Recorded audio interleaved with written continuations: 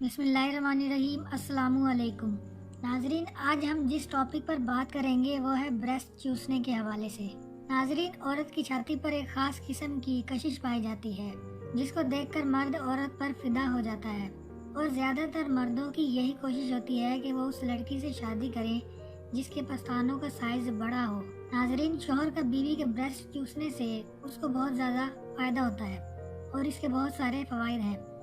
ہم مستری سے پہلے بیوی کے پستانوں کو چوسنا اور آہستہ آہستہ دبانا بیوی کو بہت زیادہ پسند ہوتا ہے۔ بیوی کے بریسٹ چوسنے سے بیوی بہت جلد گرم ہو جاتی ہے اور اس کو ڈسچارج کرنا آسان ہو جاتا ہے۔ اگر آپ اپنی بیوی کو جلد فارغ کرنا چاہتے ہیں تو اس کے بریسٹ کو آہستہ آہستہ سے سہلانا اور چوسنا بہت ضروری ہے۔ ماہرین کے مطابق 5 منٹ لگاتار پستانوں کو چوسنے سے بیوی سسکنے اور مزے سے تڑپنے لگتی ہے۔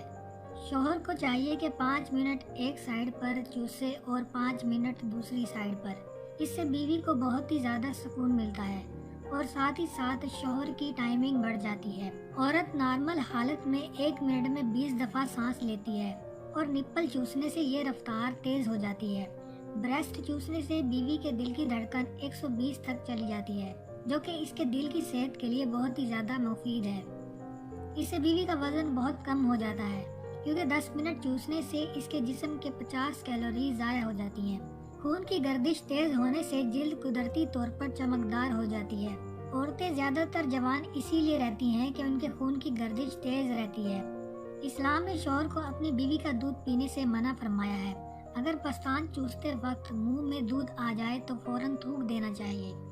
اس ویڈیو میں بیوی کے پستان چوسنے سے مراد بیوی کا دودھ پینا بالکل بھی نہیں ہے۔ دوستو، اگر آپ کو یہ ویڈیو پسند آئی ہے تو ویڈیو کو لائک کریں اور اپنے دوستوں کے ساتھ شیئر کیجیے، اور جانے سے پہلے ہمارے چینل کو سبسکرائب کر دیجیے۔ شکریہ۔